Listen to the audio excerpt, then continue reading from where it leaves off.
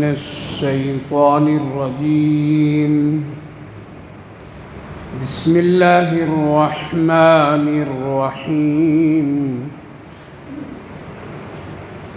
الحج أشهر معلومات، فمن فرض فيهن الحج فلا رفث ولا فسوق ولا جدال في الحج، وما تفعلوا من خير يعلمه الله، وتزودوا فإن خير الزاد التقوى، واتقون يا أولي الألباب. ليس عليكم جناح أن تبتغوا فضلا من ربكم، فإذا أفضتم من عرفات فاذكروا الله عند المشعر الحرام، واذكروه كما هداكم وإن كنتم من قبله لمن الضالين. ثم أفيضوا من حيث أفاض الناس واستغفروا الله، إن الله غفور رحيم. فإذا قضيتم مناسككم فاذكروا الله كذكركم آباءكم أو أشد ذكرا.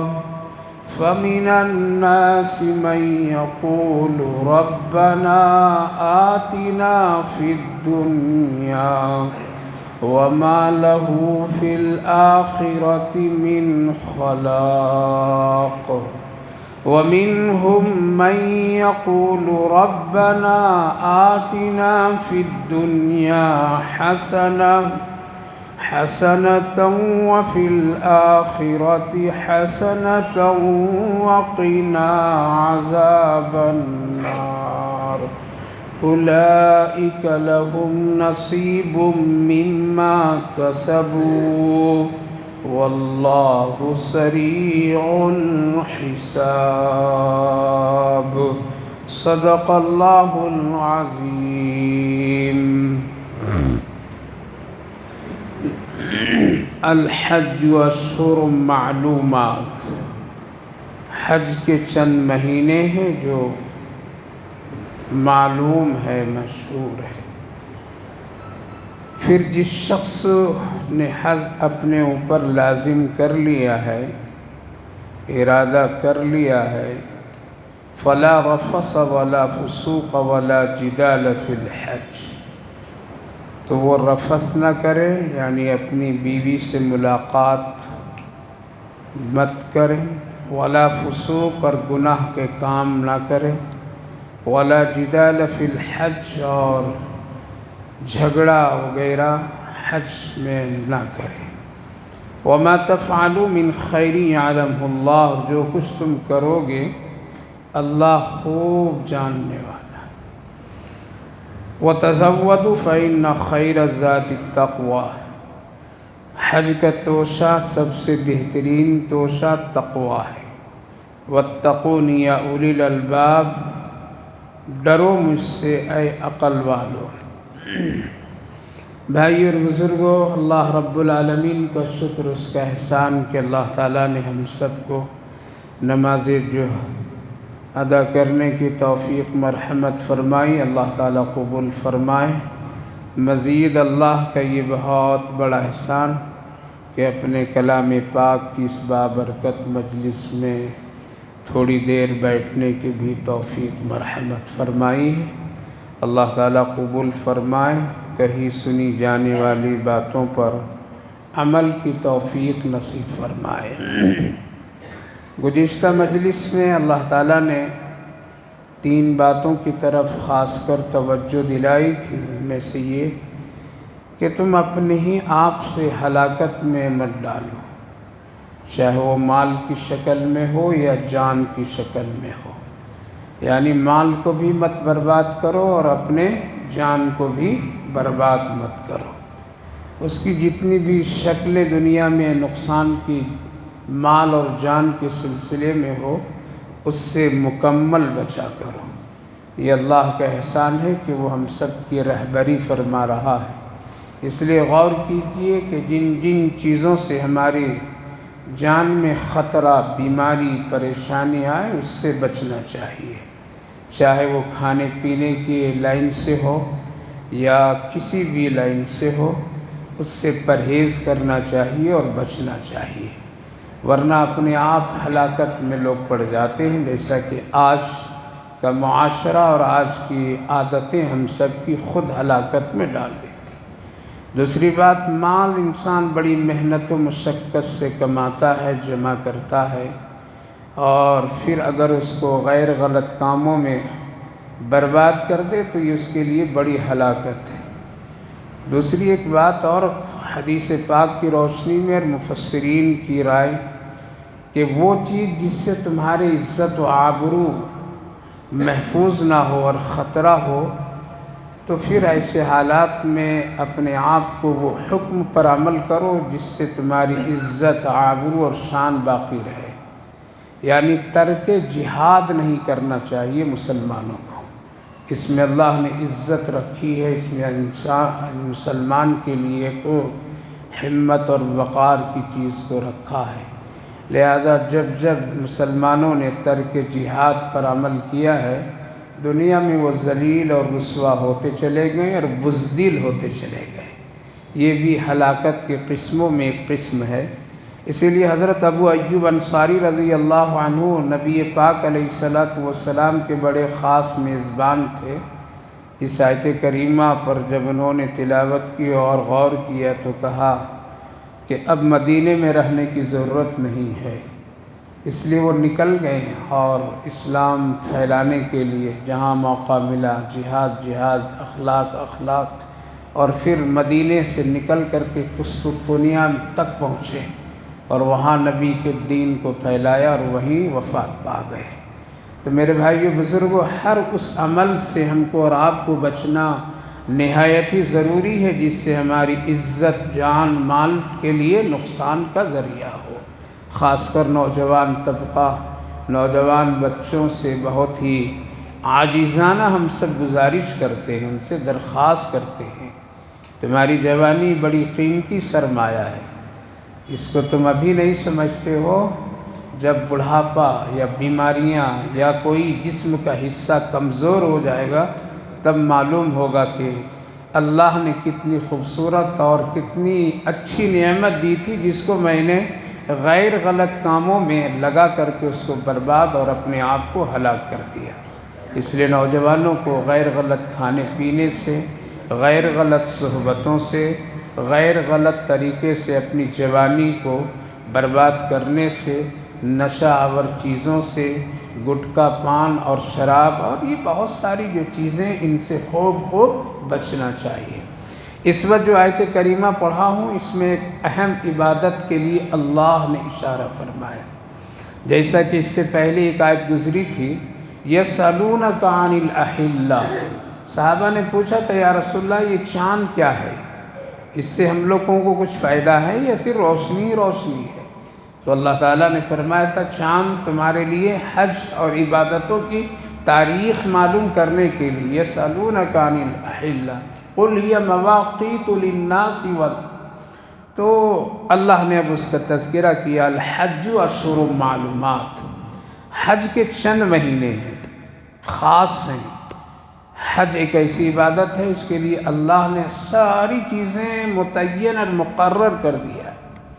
باقی عبادتوں کے لیے اللہ تعالیٰ نے وسعت دی ہے، نماز کہیں بھی پڑھ سکتے ہیں، کہیں بھی پڑھ سکتے ہیں، مسجد میں، گھر میں، بازار میں، سفر میں، کہیں بھی پڑھ سکتے ہیں، اس کے لیے کوئی خاص جگہ اللہ نے مقرر متعین نہیں کیا۔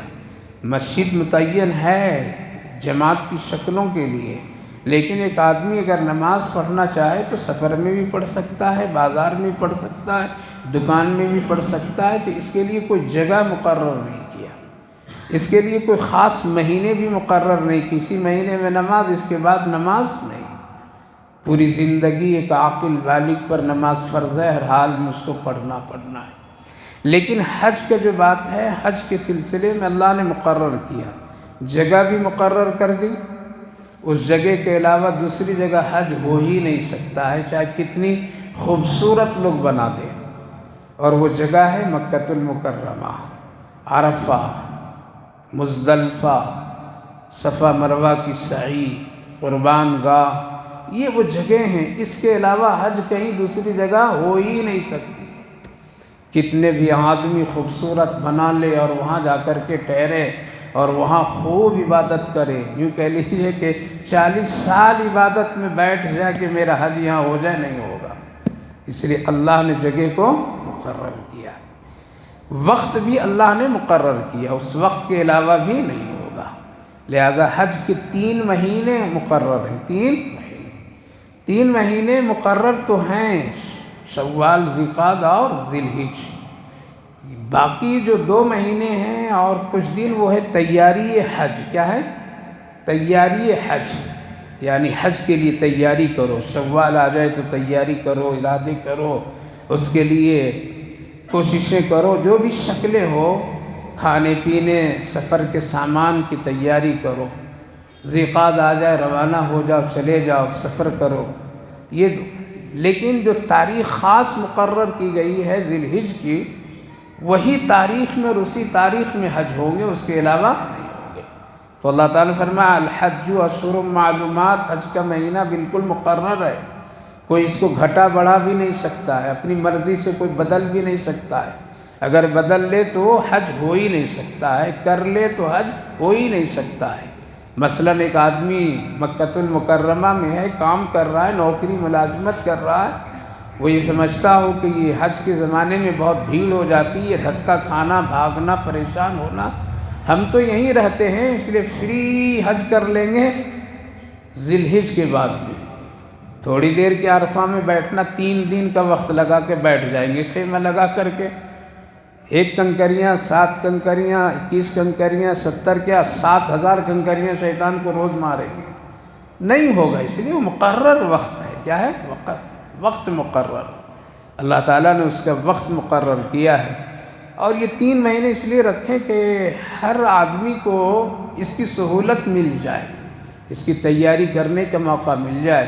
پہلے دور اور زمانے میں تو لوگ حج اس طرح کرتے تھے کہ وہ پانی کے راستے سے جاتے تھے اور 4 مہینے لگ جاتے تھے، 6 مہینے لگ جاتے تھے، اور اصل حاجی وہی لوگ بنتے تھے۔ اب تو اصل حاجی صرف نام کے ہیں، کام کے نہیں ہیں، کام کے نہیں ہیں۔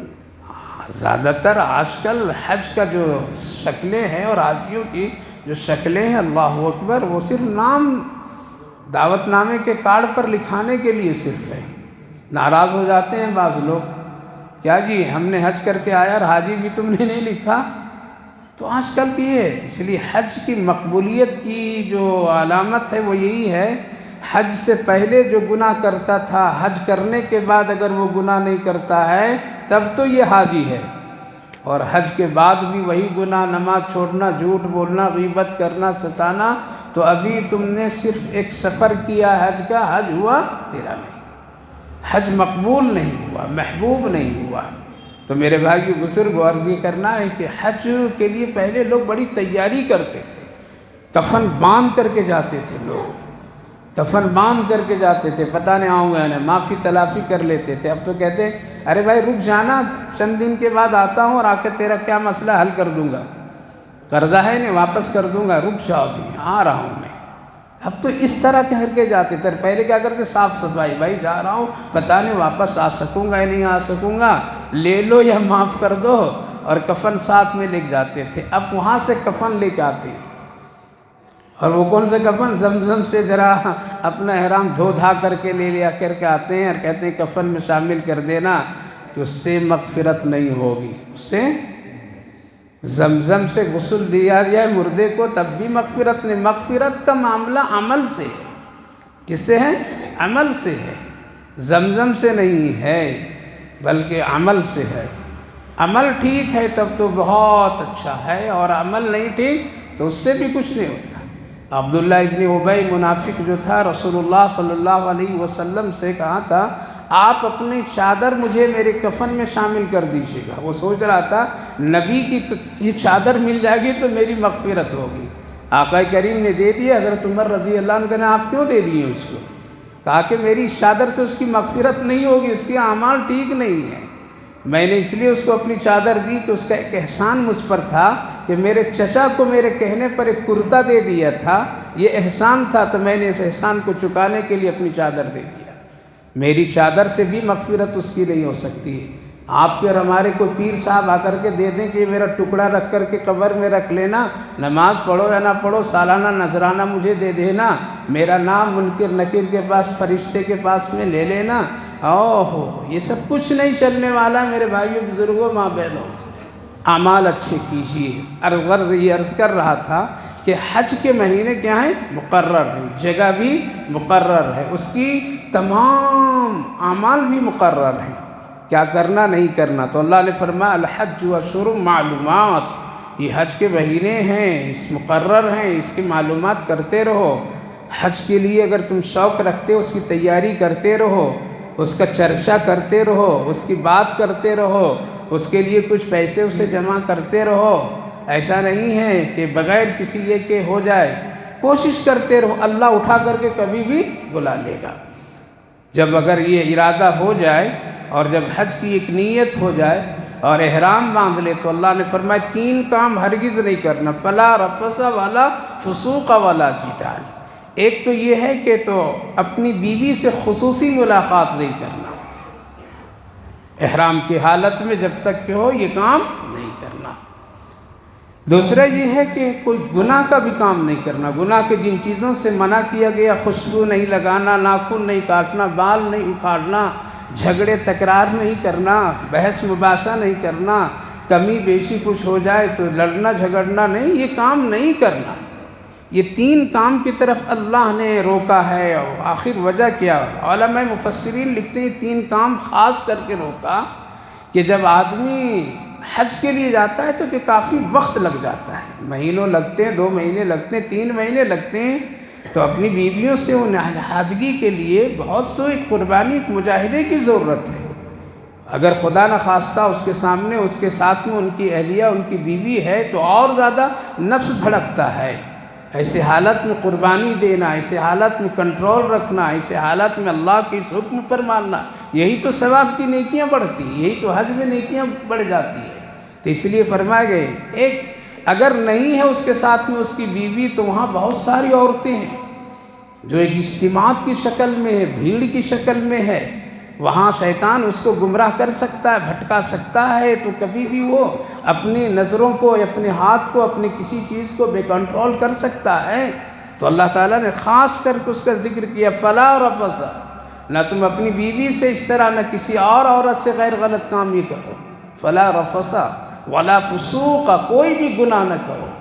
گناہ یہاں ختم کرنے کے لیے آئے ہو تو گناہ کو روک لو، ولا جدال فی الحج، اور یہ سب حج میں جھگڑے تکرار بھی نہیں کرنا، چاہے دینی ہو یا دنیاوی ہو۔ دینی مسئلے میں مثال کے طور پر میں کفار و مشرکین جس طرح اختلافات کرتے تھے، آگے وہ باتیں آ رہی ہیں۔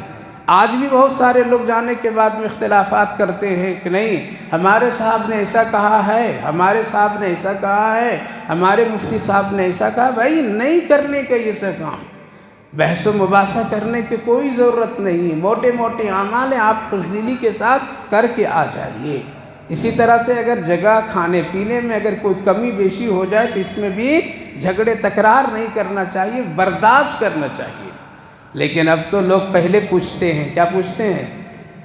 آپ کے ٹور میں کیا کیا سہولت ہے، اس سہولتوں میں کیا ہے، کھانا کیا ہے آپ کا؟ ارے 10-15 دن، مہینے کے دن کے لیے جا رہے ہو تو اتنا نہیں اپنے نفس کو کنٹرول کر سکتے ہو؟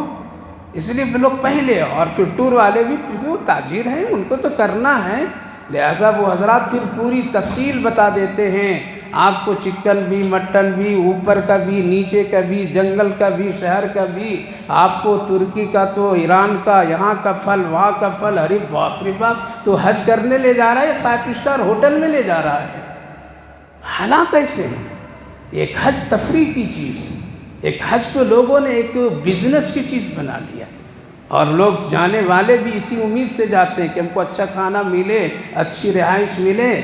ارے بھائی 10-15 دن کے لیے جا رہے ہو، حرم پاک میں وقت گزار دو، کچھ کھا پی لو، آ جاؤ پھر خوشی خوشی سے، اتنے اس کے لیے جھگڑے تکرار نہیں۔ بعض حضرات تو اتنے جھگڑے کرتے ہیں، اللہ اکبر اللہ اکبر، کھانے پینے کے معاملے میں، رہنے سہنے کے معاملے میں، کہ اگر ٹور آپریٹر والے کو کہیں اگر ہاتھ لگ جائے تو اس کا بھی جنازہ وہیں پڑھ دیتے ہیں لوگ، اس قدر جری ہوتے ہیں، ظلم ہوتا ہے۔ ہم لوگ خود تجربات کیے، ہم لوگوں کے ساتھ بھی سب مسائل آئے ہیں سامنے۔ جس سال حج کے لیے میں گیا تھا الحمدللہ، تو شہر کے بہت مشہور و معروف ٹور، کافی لوگ تھے، ایک ہی خیمے میں ڈال دیے سب کو مینا میں، نہ سونے کی جگہ نہ بیٹھنے کی جگہ۔ اب لوگ وہاں گتھم گتھی رات بھر کرنے لگے، ڈھونڈو اس کو کہاں ہے وہ۔ اب پریشان، تو اس وقت میں شہر کے بہت مشہور علماء بھی تھے وہاں پہ، بات آئی تو پھر سب کے بیانات رکھے گئے، میرے بھی بیانات ہوئے الحمدللہ۔ میں نے جو بیان کیا آج تک زندگی میں اتنی اچھی بات نہیں کر سکا کبھی بھی، اتنا اثر انداز وہ مینا کی برکتیں رحمتیں جو مجھے میسر ہوئی، آج تک کہ وہ زبان پر لذت ہے کہ کیا بیان اللہ نے توفیق دی تھی۔ اس بیان کا اثر یہ ہوا کہ جو رات میں جھگڑا کرتے تھے سونے کے لیے، اب وہ جھگڑا کرتے تھے کہ ذرا تم ہٹ جاؤ، میں رات بھر یہاں تہجد پڑھوں گا۔ تو میرے بھائیو بزرگوں، عرض یہ کرنا ہے کہ لوگ جھگڑتے ہیں، اس لیے اللہ نے پہلے سے اس پر بریک لگا دیا، ولا جدال، جھگڑا گڑا مت کرنا، جہاں چاہو ذرا وقت گزار کر کے آ جاؤ صبر استقامت سے۔ اور یہ غلطی ان لوگوں کی ہے جو لوگ رہبری کے طور پر میں لے جاتے ہیں، ہم تم کو یہ فیسلٹی دیں گے، ہم تم کو یہ دیں گے، ہم تم کو یہ دیں گے۔ تو بھائی سر سے لے کر کے پاؤں تک تو دنیا دنیا ہے، اس کی خواہش ہے، اب وہاں بھی وہی تلاش کرتے ہیں اور وہ دیتا نہیں تو جھگڑا ہوتا ہے۔ ولا جدال، تو اللہ نے 3 چیزوں پر بریک لگا دیا کہ بیوی سے بھی ملاقات نہیں، ذرا نفس کو کنٹرول میں رکھو، کسی عورت کے ساتھ بھی چھیڑ چھاڑ نہیں، اور جو ان چیزوں سے اللہ نے منع کیا ان چیزوں سے رک جانا، شکار نہیں کرنا، ناخن مت کاٹنا، بال نہیں اکھاڑنا، خوشبو نہیں لگانا، جن چیزوں سے کسی کو نقصان نہیں پہنچانا۔ صحابہ کرام رضوان اللہ عنہم اجمعین کہتے ہیں کہ ہم سب نبی کے ساتھ میں احرام باندھ کر کے جا رہے تھے، وہ مکہ عمرہ کی نیت سے، اللہ اکبر، ہم لوگ جنگل میں جب شکار کے لیے کبھی جانور کو تلاش کرتے تھے، دن بھر گزر جائے لیکن ایک جانور بھی نہیں ملتا تھا، لیکن جب نبی کے ساتھ احرام باندھ کر کے اسی جنگل اسی راستے سے گزرے تو سارے جانور آ کر کے ہم لوگوں کے احرام سے لگ کر کے جاتے تھے۔ یہ کیا تھا؟ اللہ کی آزمائش، اللہ کی۔ صحابہ کہتے ہیں کہ عجیب بات ہے، جس وقت تلاش کرتے ملتا نہیں تھا، اب ہم لوگوں کو روک دیا گیا تو شکار کی جانور سے بالکل سامنے ہے۔ اللہ کے رسول سے لوگ کہنے لگے یا رسول اللہ یہ ہیں، کہاں یہی تو آزمائش ہے، اسی کو تو روکا اللہ تعالیٰ نے۔ اس لیے میرے بھائی بزرگوں، جس کو بھی توفیق دے دے اللہ، سب کو دے توفیق اللہ، سب کے لیے یہ راستہ آسان کر دے اللہ تعالیٰ، تو یہ 3 چیزوں پر روک لگائے گی۔ اس کی پوری تفصیلات ہے، جانے سے پہلے علماء سے رجوع کرنا چاہیے۔ چوتھی ایک بات اللہ نے رب العالمین فرمایا، بھیک مانگنے کی نیت سے مت جانا وہاں پہ۔ ایسا نہ ہو کہ تم کچھ لے کر کے نہیں جا رہے، وہاں سب سے ہاتھ پھیلا بھائی دے دو دے دو دے دو دے دو، یہ کام نہیں کرنا۔ ولا وتزودوا فإن خير الزاد التقوى، توشہ لے جانا، لیکن اگر خدا نخواستہ اگر کم پڑ جائے یا ختم ہو جائے تو فوراً بھکاری مت بن جاؤ، بلکہ تمہارا سب سے بہترین تقوی ہے، کیا ہے؟ صبر کرو، نیکی کے راستے پر رہو، ذرا سا اپنے اندر میں تقوی آنے دو۔ ایسا نہ ہو کہ وہاں پر جا کر کے ختم ہو گیا تو مانگنا ہونا شروع کر دو، ایسا نہیں، پیشہ نہیں۔ واتقون یا اولی الالباب، اے عقل مندو تم مجھ سے ڈرتے رہو، لیس علیکم جناح۔ تیسری بات اللہ رب العالمین نے اس آیت کریمہ فرمایا کہ صحابہ کرام رضوان اللہ عنہم اجمعین پوچھے یا رسول اللہ، پہلے جو لوگ حاجی لوگ آیا کرتے تھے کفر کے زمانے میں، اسلام آنے سے پہلے، تو ہم لوگ تجارت بھی کرتے تھے اور تجارت کے بازاریں لگائے جاتے تھے یہاں پہ، لوگ آتے تھے اور یہ سب کام کرتے تھے۔ اب کیا ہے حکم؟ کیا تجارت کر سکتے ہیں؟ حاجیوں کو اونٹ دے سکتے ہیں، حاجیوں کو گھوڑے دے سکتے ہیں، حاجیوں کو پانی اور کھانا وغیرہ کھلا پلا کے پیسے لے سکتے ہیں، کوئی تجارت لکڑیاں جمع کر کے ان کے کھانے پکانے کے لیے جلانے کے لیے کر سکتے ہیں۔ یہ مختلف چیزیں اللہ نے اپنے بندوں کے ساتھ خاص کرم فرمایا، لیس علیکم جناح، کوئی حرج نہیں، تم تجارت بھی کرو لیکن عبادت میں خلل نہیں آئے۔ اگر تم احرام کی حالت میں ہے تب بھی تجارت، اگر حج کے موقع پر ہے اور تجارت، تو پھر ایسا نہ ہو کہ اسی کو منشا بنا لو تم۔ بقدر ضرورت اگر کوئی چیز ہے تو کر لو۔ مثال کے طور پر میں ہندوستان کا تاجر وہاں گیا، حج کیا، حج سے فارغ ہو گیا، اب اگر کوئی چیز وہاں کی اچھی لگتی ہے تو خرید کر کے لا سکتا، کوئی حرج کی بات نہیں۔ یہاں سے کچھ لے کر کے گیا ہے اور حج سے فارغ ہو گیا ہے تو یہاں کی چیز وہاں کچھ دے سکتا ہے، لیکن یہ تیسرے نمبر کا ہو، کیا ہو؟ یہ مقصد نہ ہو۔ اسی لیے آقا کریم صلی اللہ علیہ وسلم فرمائے قرب قیامت میں 3 طرح کے لوگ حج کریں گے۔ ایک خالص اللہ کے لیے، ان کو نہ وہاں لانے کا کچھ مقصد ہوگا نہ لے جانے کا مقصد ہوگا۔ دوسرا یہ ہوگا کہ کچھ لوگ صرف نام نمود اور خاندانی اور اپنی حیثیتوں کے لیے حج کریں گے۔ کیا کہیں گے لوگ؟ وہ کر لیا تو ہم بھی کر لیں گے، وہ کر لیا تو ہم بھی کر لیں گے، وہ حاجی صاحب تو ہم بھی حاجی صاحب۔ یہ ایک اس سوچ کے ساتھ میں لوگ حج کریں گے۔ تیسرا طبقہ یہ ہوگا کہ تفریح کے طور پر میں کریں گے، کچھ سامان لے جائیں گے، کچھ لائیں گے۔ یہ 3 طبقے ہوں گے۔ آقا کریم صلی اللہ علیہ وسلم سے صحابہ نے پوچھا، رسول اللہ پھر وہ 2 لوگوں کا حج کا کیا مسئلہ ہوگا؟ آپ نے فرمایا اگر پہلے لوگوں میں سے جس کا حج قبول کر لیا اللہ تو ہو سکتا ہے اس کی برکت سے ان لوگوں کے بھی حج قبول کر لیا۔ اللہ کریم ہے، رحیم ہے۔ تو میرے بھائی بزرگوں، اللہ نے ہر ایک چیز میں، ہر ایک عبادت میں اور اپنی عبادتوں میں بندوں کے لیے کیا کیا ہے؟ سہولت رکھا ہے۔ لہذا لیس ان تبتغوا فضلا من ربکم، کوئی حرج کی بات نہیں ہے کہ تم تجارت کا کچھ تھوڑا موڑا کام کر لیا کرو۔ فَإِذَا أَفَضْتُمْ، جب تم عرفہ کے میدان سے نکلو، یعنی وہاں وقوف کر کے نکلو، فَاذْكُرُوا اللَّهَ، مزدلفہ میں آ کر کے خوب اللہ کا ذکر کرو۔ وہاں کوئی خاص عبادت نہیں ہے، کوئی خاص نماز نہیں ہے، بلکہ ذکر کے کہہ کر کے بتا دیا، دل چاہے تو نماز پڑھو، دل چاہے تو قرآن پڑھو، دل چاہے تو تم سو جاؤ، ادھر ادھر کوئی کام دوسرا مت کرو۔ نبی کریم علیہ السلام اپنی زندگی میں تہجد کی نماز صرف اور صرف اسی وقت میں چھوڑے تھے، اسی وقت چھوڑے تھے۔ صحابہ تھکے تھکائے تھے، عرفہ کے عمل سے فارغ ہو کر کے جب مزدلفہ پہنچے تو سب سو گئے۔ وہاں 2 نمازیں ملانے کی ہوتی، عشاء اور مغرب، پڑھ کر کے سو گئے صحابہ۔ آپ صلی اللہ علیہ وسلم نگرانی بھی کر رہے ہیں، دیکھ رہے ہیں۔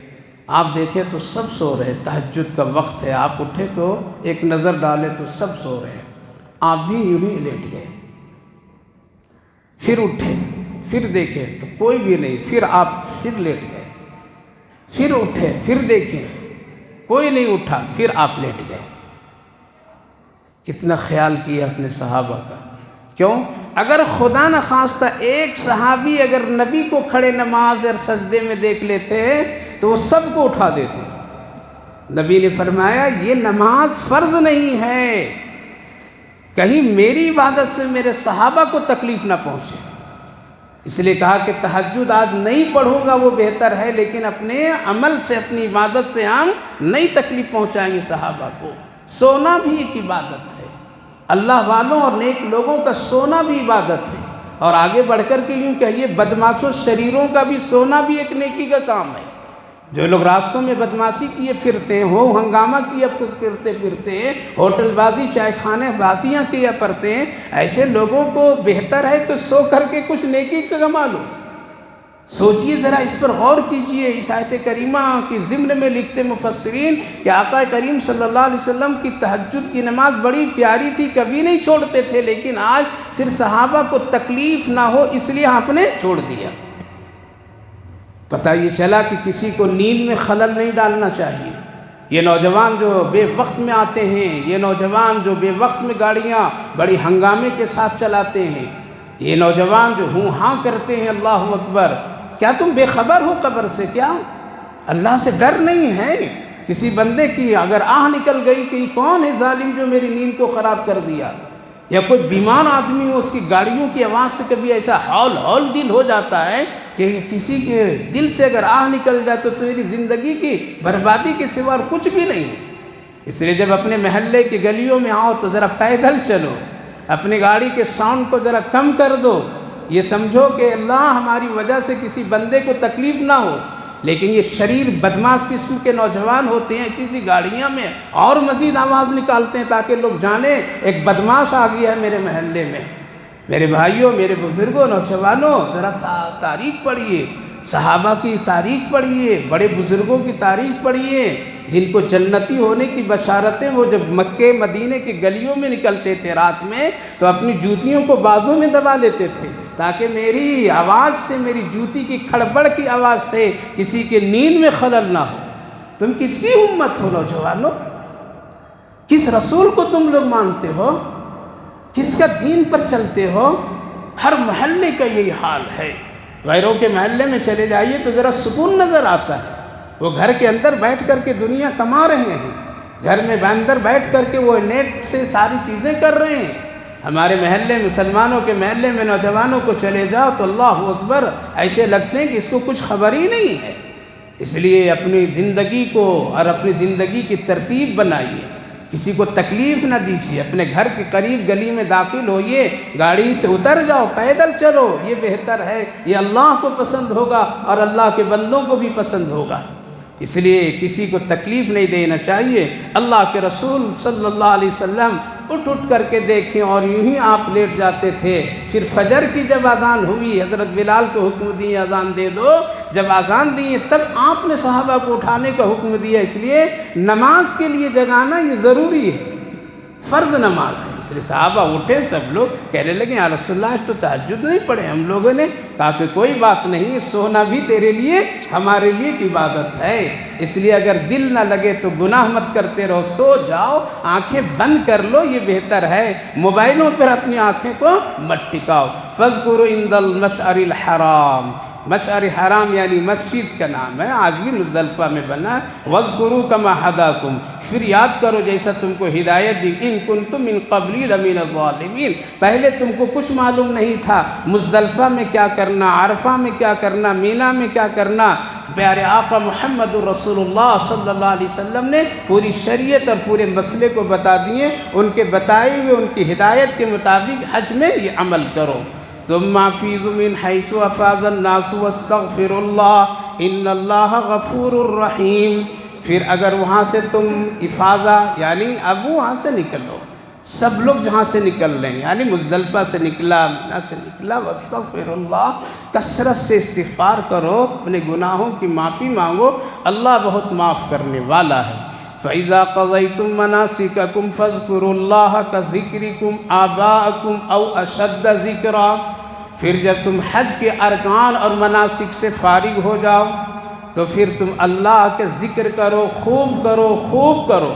كَذِكْرِكُمْ آبَاءَكُمْ أَوْ أَشَدَّ ذِكْرًا، اے صحابہ کرام، جس طرح سے کفر کے زمانے میں، جہالیت کے زمانے میں جس طرح سے تم اپنے باپ داداؤں کو خوب یاد کرتے تھے، اس سے بھی زیادہ اللہ کو یاد کرو۔ کیا تھا؟ جب یہ حج کے مسئلے نہیں تھے، اسلام نہیں آیا تھا، تو کافر لوگ بھی مکے کے سب لوگ حج کرتے تھے، عرفہ جاتے تھے، بعض نہیں جاتے تھے، مزدلفہ میں ٹھہر جاتے تھے، اور پھر وہاں ایک پروگرام کرتے تھے، مشاعرہ کہہ لیجیے، بڑے بڑے شاعر حضرات کو بلاتے تھے، چن چن کر کے لاتے تھے خاندانی اعتبار سے، اور وہاں پر پھر اسٹیج لگتا تھا، سارے لوگ ہوتے تھے، اور پھر لوگ اپنے باپ داداؤں کی تعریف سناتے تھے، میرے باپ دادا یہ، میرے یہ، ہر ایک بڑھ بڑھ کر کے کس کو شاعر کے ذریعے سے، شعراء حضرات کے ذریعے سے کہلواتے تھے، یعنی خرید کر کے لاتے تھے، ان لوگوں کو پیسے دے کر کے، اور پھر اپنی پوری ہسٹری بتاتے تھے، میں اس خاندان کا ہوں۔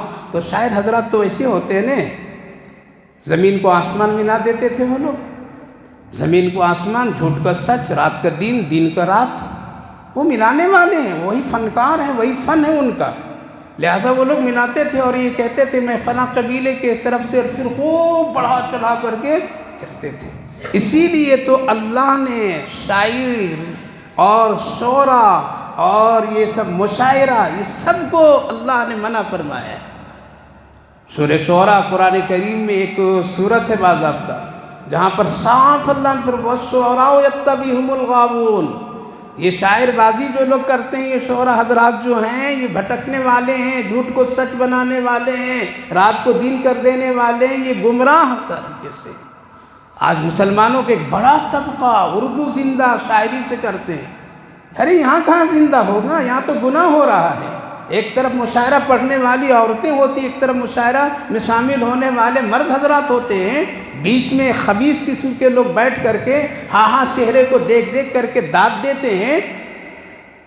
یہ حال ہے، اس سے اردو زندہ ہوگا اور اس سے پھر کوئی ثواب ملے گا؟ جو لوگ اس میں پیسے خرچ کرتے ہیں، لگاتے ہیں، کل قیامت کے دن بھگتیں گے وہ لوگ۔ یہ لوگ کبھی اماموں کو، مؤذنوں کو 1 روپیہ نہیں دیں گے۔ 50-50 ہزار ایک ایک شاعر کو لاکھ روپیہ دے کر کے بلانا اور قوم کے پیسے کو برباد کرنا، اور اس طرح سے پھر اردو کا زندہ اور اتحاد کی باتیں کرنا، یہ سب مسلمانوں کی شان کے خلاف ہے۔ اپنے اماموں کو تو مہینے بھر میں دیں گے، کتنا دیں گے؟ اور ایک شاعر ہجڑا قسم کے آ جائے، کوئی پڑھنے والا، ناچنے والیاں، اور اس کے واہواہی میں لاکھوں لوگ آتے ہیں۔ اس سے شریعت نے منع فرمایا۔ نبی کریم علیہ السلام کو اللہ نے فرمایا وَمَا عَلَّمْنَاهُ الشِّعْرَ وَمَا يَنبَغِي لَهُ، اے میرے محبوب، شاعر اچھی چیز نہیں، اسی لیے ہم نے آپ کو شاعر نہیں بنایا ہے، آپ کے لیے مناسب نہیں۔ وَالشُّعَرَاءُ يَتَّبِعُهُمُ الْغَاوُونَ، یہ شعراء حضرات بھٹکتے رہتے ہیں، یہ دین کو رات، رات کو دین، جھوٹ کو سچ، سچ کو جھوٹ، کالے کو گورا، گورے کو کالا، یہ سب بناتے رہتے ہیں۔ اس سے گمراہی، فتنہ ہے۔ اس لیے میرے بھائیو، بزرگوں، جوانوں، ماں بہنوں، کبھی بھی اس فتنے میں مت پڑیے، کبھی بھی پیسہ مت لگائیے، کبھی بھی ایسے لوگوں کی حوصلہ افزائی نہیں کیجیے، نہ کیجیے۔ اس سے گناہ ہے، گناہ کے سوا کچھ بھی نہیں۔ جس پروردگار نے اپنی بندیوں کو اپنی عبادت میں قرآن بھی آہستہ پڑھنے کا حکم دیا ہے، وہ کہاں سے اس دین اسلام میں کہ گانے بجانے اور شاعری کرنے کے لیے عورتوں کو اجازت مل جائے گی، اور پھر مسلمان نوجوان سب ہا کر کے اس کو دیکھتے رہے؟ یہ کہاں کے کھیل ہے؟ یہ سب بدماشوں کا کام ہے، دشمن اسلام کا کام کہیے، یہ سب دین مٹانے والوں کا کام ہے، یہ سب باغی لوگوں کا کام ہے۔ یہ سب قرآن کی ایک آیت بھی ٹھیک سے نہیں وہ پڑھ سکتی ہے، قرآن کی ایک آیت بھی وہ شاعر حضرات ٹھیک سے نہیں پڑھ سکتے ہیں، ان کے اندر تقوی اور سنت بھی نہیں ہے، اس لیے وہ رہبری ہرگز نہیں کر سکتے ہیں۔ اس لیے بچنا چاہیے اس گناہ سے۔ تو کفار و مشرکین یہ کرتے تھے، اللہ کے رسول نے اس کو بند کر دیا اور اس رسم کو ختم کیا، اور بھی فرمایا صرف استغفار کرنا اللہ سے، اور اس کے سوا کچھ بھی نہیں کرنا۔ اس لیے آج تک یہی سلسلہ ہے۔ آپ پورے حج کے موسم کو دیکھ لیجئے، عمل کو دیکھ لیجئے، کہیں کوئی مجلس نہیں ہوتی ہے، نہ عرفہ کے میدان میں، نہ مزدلفہ میں، نہ گانے، نہ بجانے، نہ شاعری، نہ پھر آگے چل کر کے یہ قوالیاں جو کرتے ہیں نا ہم لوگ بزرگوں کے دربار میں جا کر کے، بتاؤ ذرا دل پر ہاتھ رکھ کر کے میرے بھائیوں، بزرگوں، مسلمانوں، آپ تو بڑے اچھے لوگ ہیں، بڑے پڑھے لکھے لوگ ہیں، کیا کسی اللہ کے ولی کے سامنے اس طرح سے کرنا اور ان کے نام پر اور ان کے نام پر پیسے خرچ کرنا اور لوگوں کو رات بھر بیہودہ کام میں لگانا قوالی اور قوالہ کے سامنے، کیا اسلام اس کی اجازت دیتا ہے؟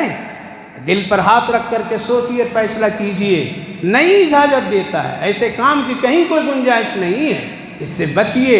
کسی اللہ کے ولی کے دربار میں ان کی عزت و قدر ہمارے سر کا تاج، لیکن ان کے جہاں جا کر کے یہ ہلٹ بازی نہ کیا کیجیے، اور ایسے محفلوں مجلسوں میں اپنے گھر کی ماں بہنوں کو ہرگز نہیں جانے دیجیے۔ اگر آپ بھیجیں گے تو آپ مجرم ہوں گے کل قیامت کے دن میں، اللہ اگر پوچھے گا تو پھر سوال کا جواب دینا مشکل ہوگا۔ اس لیے ایسے کام سے بالکل بچنا چاہیے اور بچانا چاہیے۔ لہذا اللہ کے رسول نے یہ سارے رسموں کو ختم فرما دیا۔ کوئی کسی طرح سے باپ داداؤں کی تعریف نہیں، بلکہ اپنے اعمال پر غور کرو اور کثرت سے استغفار پڑھو۔ فذکروا اللہ کا ذکرکم۔ پھر 2 طرح کے لوگ تھے اور آج بھی 2 طرح کے لوگ ہیں۔ حج کرتے ہیں لوگ تو ایک چاہتے ہیں کہ حج کر کے بالکل مالدار ہو جاؤں۔ کیا ہو جاؤں؟ مالدار ہو جاؤں۔ حج کرتے ہی ساتھ میرا نافرمان بیٹا بالکل ولی بن جائے۔ کوئی حاجی اگر دعا کر دے تو فوراً ہمارے گھر میں رحمت کی بارش اتر جائے۔ وہاں گئے تو خالی دنیا دنیا، کعبے کے غلاف پکڑ کر کے اللہ میرے بیٹے کے نوکری اچھا لگا دے، اے اللہ میرے یہ کر دے وہ کر دے، فلاں فلاں، دنیا دنیا، ایک ہی صدا دنیا دنیا۔ اللہ جانتا ہے کچھ ایسے لوگ ہیں کہ نہیں، اے اللہ ہم کو دنیا بھی چاہیے اور آخرت بھی چاہیے، لیکن ایک قید اللہ لگا کے سکھایا۔ مانگنا کون سکھایا؟ اللہ ہی سکھایا ہے، پیارے نبی کی زبان مبارک سے سکھایا ہم سب کو۔ کتنا پیارا! دو طرح کے لوگ حج کرتے ہیں اور جاتے ہیں اللہ کے دربار میں۔ ایک کی بولی ہوتی فَمِنَ النَّاسِ مَن يَقُولُ آمَنَّ فَمِنَ النَّاسِ مَن يَقُولُ رَبَّنَا آتِنَا فِي الدُّنْيَا، اے میرے پروردگار ہم کو دنیا دنیا دے دیجئے، وَمَا لَهُ فِي الْآخِرَةِ مِنْ خَلَاقٍ، اللہ نے جواب دیا ٹھیک ہے دنیا دے دیتا ہوں لیکن آخرت نہیں دوں گا۔ دنیا مانگ رہے ہم دینے والے ہیں، دنیا بھی میری ہے، کتنا چاہیے دے دوں گا لیکن آخرت نہیں دوں گا۔ وَمَا لَهُ فِي الْآخِرَةِ، اس لیے آج زیادہ تر لوگوں کے یہی ہے صدا، یہی ہے صدا، دنیا دنیا جہاں جائیے۔ جو لوگ بھی فون کرتے ہیں کہتے ہیں تو یہ نہیں کہتے ہیں کہ آخرت کے لیے دعا کر دیجیے، اللہ کی راضی ہونے کے لیے دعا کر دیجیے، ہمارے بچے کو نیک اور نمازی بنانے کی دعا کر دیجیے۔ بس ایک ہی رٹ، تجارت ذرا ٹھیک نہیں حضرت دعا کر دیجیے گا، بچہ کی نوکری ہے ٹھیک ہے لگ جائے، پڑھ لکھ کر بے روزگار ہے ذرا روزگاری کی۔ یہی ہے۔ ایک صاحب امام صاحب کو دیے دعا کی پرچی، ذرا خاص آج دعا کیجیے فجر میں۔ امام صاحب تو ماشاءاللہ ہوتے، خاص مسجد کے ذمہ دار دے دیے دعا کرنے کے لیے، خاص کیجیے گا حضرت اور بڑی اہتمام سے کیجیے گا۔ کیا ہے پرچی میں کہ آج انٹرویو ہے، نوکری لگنی ہے تو دو چیز کی دو، ایک نوکری بھی لگ جائے اور اچھی تنخواہ والی نوکری لگے۔ کون سی؟ اچھی تنخواہ والی نوکری۔ امام صاحب بھی دعا کی ہاتھ اٹھائے، اللہ ہمارے صاحب کے بیٹے کی انٹرویو کامیاب کر دے، نوکری لگا دے، اچھی تنخواہ، لیکن اللہ خیال رکھیے کہ جتنی میری تنخواہ اتنے ان کی بھی تنخواہ ہو۔ تو ذمہ دار تھا، بالکل پریشان ہو گیا، یہ ہاتھ مارا، کیا دعا کر رہا ہے؟ جو آپ اپنے لیے پسند کرتے ہیں وہ ہمارے لیے بھی پسند کیجیے، جتنا آپ ہم کو دے رہے ہیں وہی دعا ہم کر رہے ہیں۔ ہماری دعا کی اتنی پاور ہے، 1 لاکھ دیتے تو 1 لاکھ کی دعا نکالتا میں، اس لیے جب اتنی دے رہے ہیں تو اتنی، آج یہی حال ہے۔ دعا لینا ہے تو کسی کو خوش بھی کر لو، اس کے حالات بھی اندرونی دیکھ لو۔ تو میرے بھائیو بزرگوں، آج حج عمرہ میں جتنے لوگ جاتے ہیں ان کا ایک ہی مقصد یہ ہے، بیٹی کی شادی ہو جائے، بیٹے کی شادی ہو جائے، ملازمت مل جائے، دکان چل جائے، قرضہ وہ اتر جائے، یہ ہو جائے وہ ہو جائے، لیکن یہ نہیں کبھی کہتے اللہ تو راضی ہو جائے۔ ایک صاحب طواف کر رہے تھے، آقا کریم صلی اللہ علیہ وسلم بھی طواف کر رہے تھے، تو بدو دیہاتی تھا، وہ بھی طواف کر رہا تھا، کہہ رہا تھا اللہ تو کریم ہے، تیرا میں حساب لوں گا۔ کیا کروں گا؟ تو کریم ہے، تیرا میں حساب لوں گا اگر تو میرا حساب لے گا۔ یہی طواف کر نبی کریم صلی اللہ علیہ وسلم طواف کے بعد پکڑے اس کو قریب بلائے، بھائی یہ کیا تم نے جملہ کہا ہے کہ اللہ تیرا حساب لوں گا اگر تو میرا حساب لے گا؟ ہم جیسے لوگ بھی ہمت نہیں ایسی باتیں کہنے کا۔ کہاں اللہ نے کہا ہے وہ کریم ہے، وہ مہربان ہے، ہم گنہگار ہیں، اگر اللہ میرا حساب لیا تو ہم بھی اللہ کا حساب لیں گے۔ کہا کہ تو کیا حساب لے گا؟ کہا کہ ہم اللہ کی بخشش اور رحمت کا حساب لیں گے، کہ تو نے رحمت پھیلائی ہے، رحمت والا ہے تو کتنا دیا وہ حساب دے میرے اللہ۔ حدیث پاک میں حضرت جبریل آئے ہیں، کہا کہ یا رسول اللہ کہہ دیجئے اس بندہ کو کہ اللہ اس سے حساب نہیں لے گا، کل نہیں لے گا حساب۔ مانگو وہاں جا کر کے اللہ کو۔ موبائلیں دیکھ دیکھ کے طواف کرتے ہیں، ویڈیو شیئر کرتے ہیں نبی کے روضے پر، کہاں دعائیں قبول ہوگی؟ اس حج کا فائدہ کہاں ہوگا؟ تو دنیا دنیا مانگتے ہیں صرف، تو اللہ بھی کریم ہے، رحیم ہے، وہ کافر کو بھی دنیا دے دیتا ہے، یہودیوں کو دیتا ہے، عیسائیوں کو دیتا ہے، قارون کو بھی دیا، فرعون کو بھی دیا، حامان کو بھی دیا، شداد کو بھی دیا، سارے بدماشوں کو دے رہا ہے اللہ، دنیا دے رہا ہے۔ وما لہ فی الآخرۃ من خلاق، لیکن آخرت میں اس کے لیے کوئی حصہ نہیں ہے۔ اس لیے زیادہ تر دنیا کے بجائے اللہ نے جس طرح مانگنے کا کہا وہ مانگیے۔ کیا خوبصورت جملہ، وَمِنْهُمْ مَنْ يَقُولُ رَبَّنَا آتِنَا فِي الدُّنْيَا، بعض ایسے میرے بندے ہیں جو کہتے ہیں اے میرے پروردگار ہم کو دنیا بھی دیجئے لیکن حسنات کے ساتھ دیجئے۔ حسنات کے ساتھ یعنی ایسی دنیا دیجئے جس میں آپ کی مرضی ہو۔ کیا ہو؟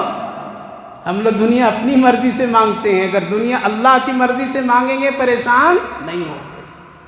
حسنات یعنی اچھی دنیا دیجئے جس میں شر نہیں ہو، فتنہ نہیں ہو، بیماری نہیں ہو، حوادثات نہیں ہو، بے سکونی نہیں ہو، عبادت میں کمی نہیں ہو، کسی طرح ظلم نہ ہو۔